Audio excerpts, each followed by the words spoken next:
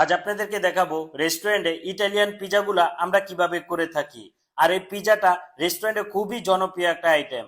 আমি শেফ বিলাল কিভাবে রেস্টুরেন্টে করেছি সম্পূর্ণ রেসিপিটা এ টু জেড দেখানোর চেষ্টা করব। ভিডিওটা না টেনে সম্পূর্ণ রেসিপিটা দেখার চেষ্টা করেন, তাহলে সম্পূর্ণ রেসিপিটা আপনিই শিখতে পারবেন। আমার এখানে 1 কেজি পরিমাণ খামির দিয়ে দিব। ফার্স্টে এখানে 2টা মুরগির ডিম দিয়ে দিলাম। তারপরে এখানে 1 চামচের মতো গুঁড়া দুধ দিয়ে দিলাম। তারপরে এখানে 1 চামচের মতো লবণ দিয়ে দিলাম। তারপরে এখানে 3 টেবিল চামচের মতো চিনি দিয়ে দিলাম। এখন দিয়ে দিব 1 টেবিল চামচের মতো ইস্ট। ইস্ট যদি নতুন হয়ে থাকে তাহলে একটু কম দেওয়ার চেষ্টা করবেন, আর যদি ইস্টটা পুরান হয়ে থাকে তাহলে একটু বেশি দেওয়ার চেষ্টা করবেন। এখন আমি 250 গ্রামের মতো লিকুইড দুধ দিয়ে দিলাম, আর 250 গ্রামের মতো পানি দিয়ে দিলাম। টোটাল এখানে হাফ কেজি আমি ব্যবহার করেছি। আপনারা চাইলে শুধু পানিও দিতে পারেন, অথবা আপনারা পানির বদলে দুধটাও ব্যবহার করতে পারেন। তারপরে আমি খুবই ভালো করে মিক্স করে নিব।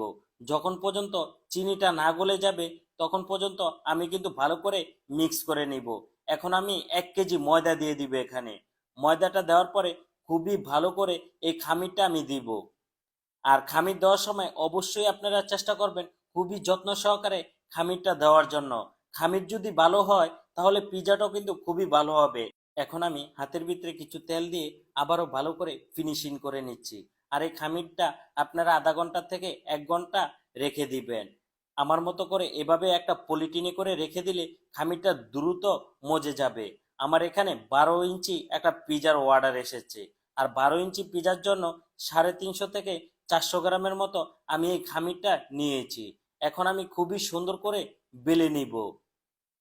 আপনারা যখন পিজার রুটিটা বেলে নেবেন খুবই সুন্দর করে বেলে নেবেন, যাতে চারের সাইড একেবারে সুন্দর মতো গোল হয়, তাহলে পিজাটা দেখতেও খুবই ভালো দেওয়া যাবে।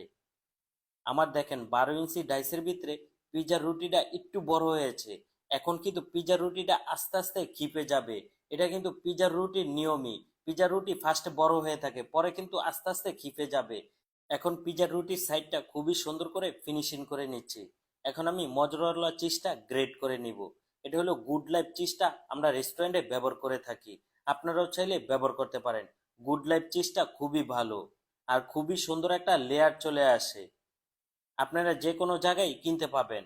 এখন আমি একটু ছিদ্র করে নিচ্ছি রুটিটা। আর রুটিটা এভাবে করে আপনারা চাইলে কাঁটা চামচ দিয়েও ছিদ্র করে নিতে পারেন। এখন আমি চিলি সস দিয়ে দিলাম। আর এই সসটা দিচ্ছি, এই সসটা কিন্তু হাতে বানানো। আর এই হাতে বানানো সসটা আমি কিভাবে করেছি নেক্সট টাইমে কিন্তু আমি শেফ বিলাল আপনাদেরকে ভিডিও